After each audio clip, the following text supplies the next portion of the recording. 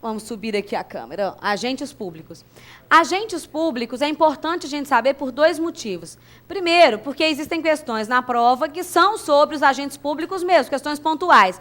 E segundo, porque em várias questões de prova, de concurso, você vai esbarrar com a terminologia relacionada aos agentes públicos. Então, por exemplo, quem é o servidor estatutário, quem é o empregado, quem é o contratado temporário, quem são as funções públicas, né? O agente político. Isto é importante no contexto de outras matérias e como matéria também específica de uma ou outra questão de prova. Ok? Então, tá. Nós vamos conhecer, então, primeiro uma classificação geral. Professora, que classificação você vai adotar? Vai pegar a Maria Silvia, vai pegar o Celso Antônio, o Eli Lopes, a minha.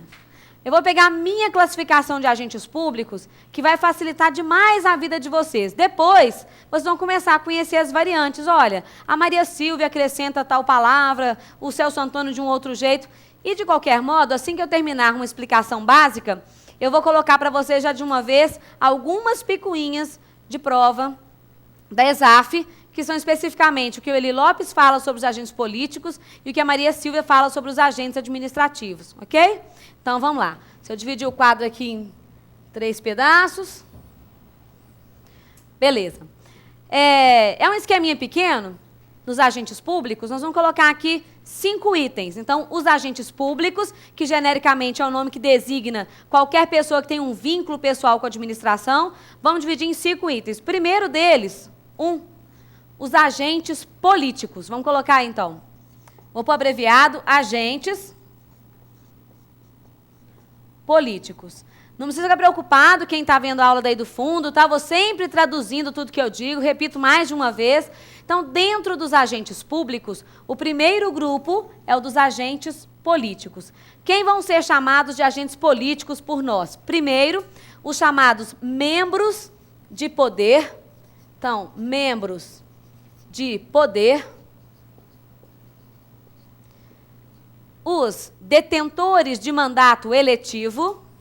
Então, detentores de mandato eletivo.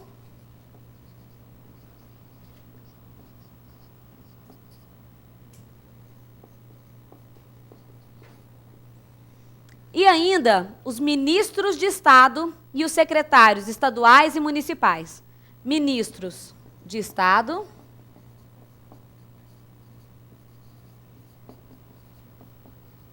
e secretários estaduais e municipais.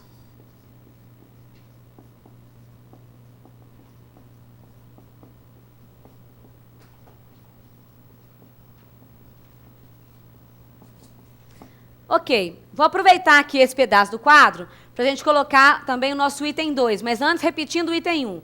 Agentes políticos vão ser os membros de poder, poder com letra maiúscula, porque é poder executivo, legislativo, judiciário, os detentores de mandato eletivo, os ministros de Estado e os secretários estaduais e municipais. Está abreviado aqui, estaduais e municipais.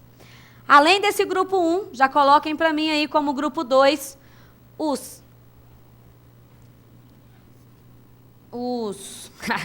esqueci o que eu ia falar. Que ótimo. Os membros de carreiras especiais.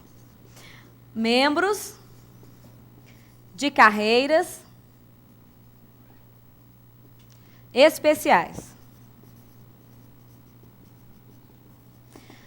Quem que são, aqui no item 2, os membros de carreiras especiais? Vamos colocar aqui os magistrados,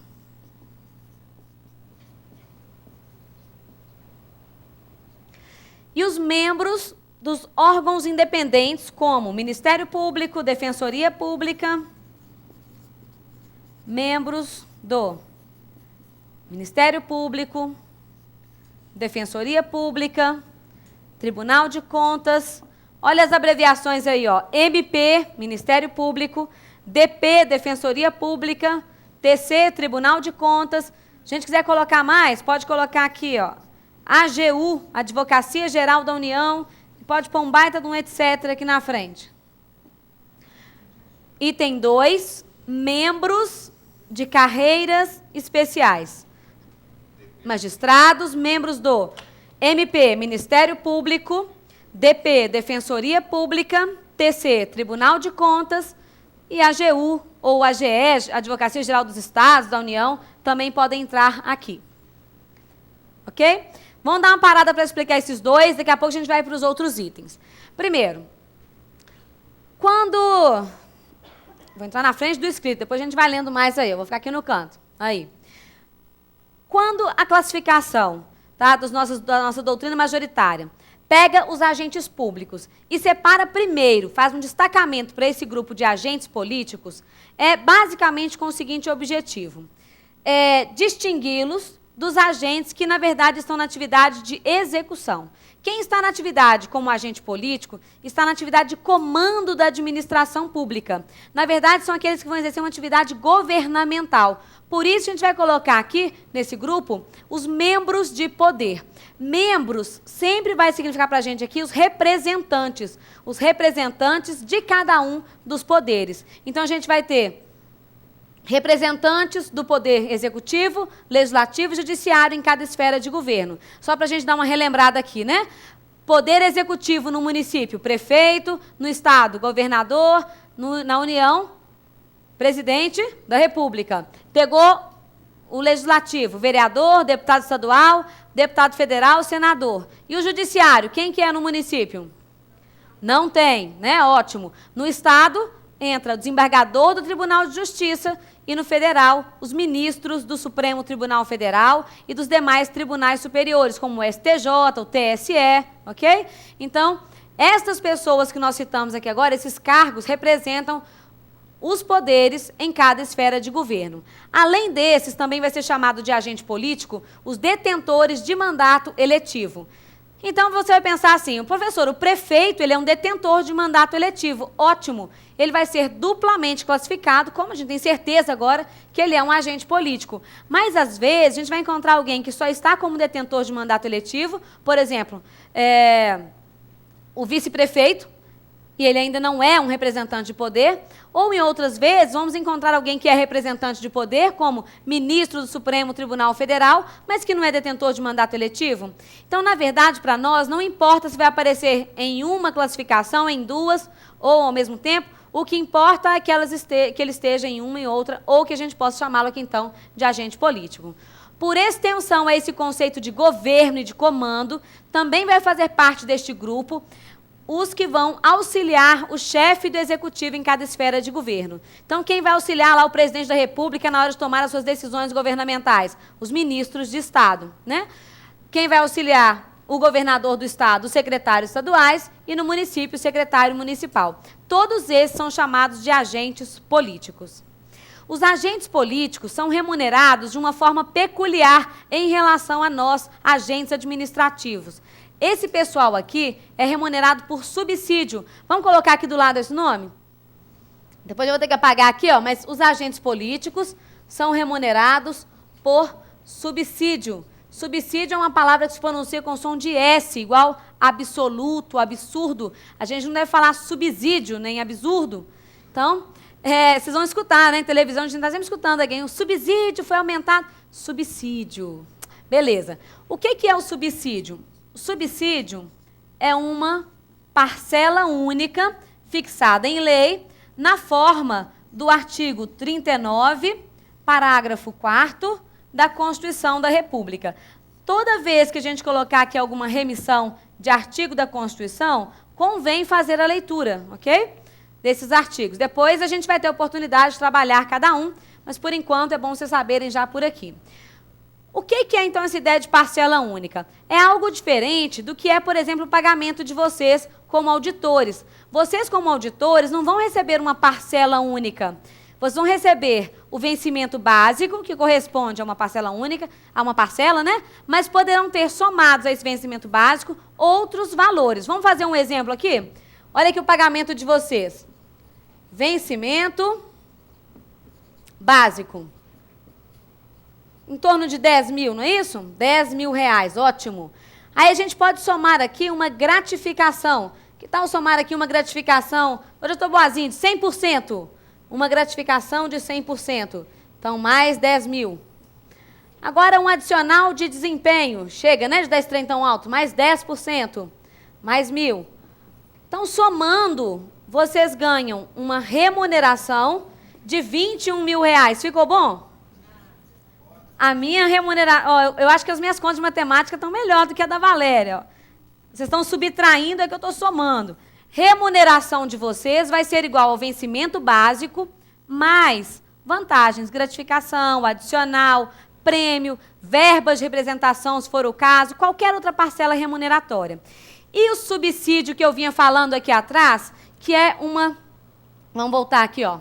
O subsídio, que é uma parcela única, ele corresponde a um valor fixado em lei, igual o vencimento básico de vocês também é fixado em lei, mas a ele não pode ser acrescido qualquer gratificação, adicional, prêmio, não se pode somar mais parcelas, por isso que ela é chamada de única.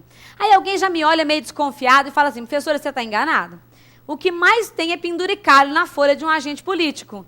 Costuma se escrever no papel higiênico, assim, de 30 metros, e não dá, né, ainda faltar um espaço.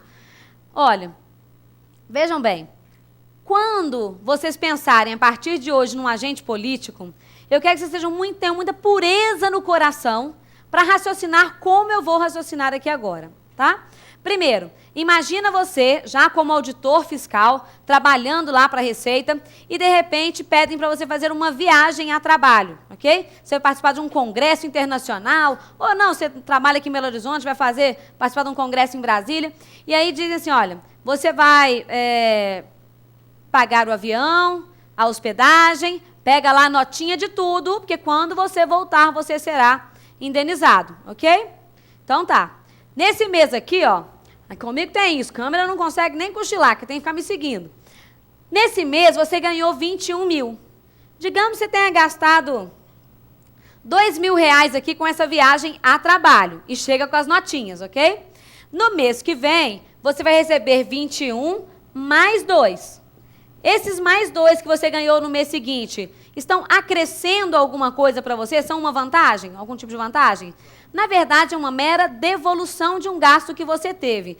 Toda parcela indenizatória, ainda que paga de forma antecipada, ela sempre tem esse caráter devolutório, esse caráter de te ressarcir de alguma despesa que você teve em face do trabalho que você desempenha, ok? Então, pensa comigo com a pureza de coração. É justo você eleger um representante aqui para ser seu deputado federal ou ser um senador, ele vai lá para Brasília e o coitado gastar com moradia? Ah, ele já tem uma casa aqui, já tem apartamentos, casas, né? Tem até uma ilha, mas, enfim, ele vai lá para Brasília. Então, a gente vai pagar para ele um auxílio moradia, meramente com caráter indenizatório, ok? O que mais a gente pode indenizá-lo? Vocês acham que ele pode trabalhar com essas roupinhas da C&A dividido de 7 vezes? Claro que não, auxílio paletó, muito bem, ele vai ter que comprar um Armani, né? Um terno elegante, ele não é representante, lá não tem PF, prato feito, vai ter que almoçar num restaurante, ou como diz um aluno meu, serve, né? Serve, é porque você serve quantas vezes quiser, tá muito certo? Você não tem isso. Então, para almoçar naqueles restaurantes finos, tem que ter um auxílio aí. Restaurante caro, tudo que vier somado, junto lá com o subsídio de um agente político, tenham certeza absoluta que é uma parcela indenizatória pura e santa, ok? Então, vem lá. Auxílio paletó, auxílio moradia, diária, que é para custear essas despesas de viagem, transporte, que é o quanto ele gasta para poder ir para o trabalho com o seu meio próprio de transporte, ok? Tudo isso é parcela indenizatória. E indenização qualquer pessoa pode receber, porque afinal de contas é uma questão de justiça, ok? Então tá. Agora, voltando aqui no nosso esquema dos agentes políticos, os membros de carreiras especiais também vão ser remunerados por subsídio.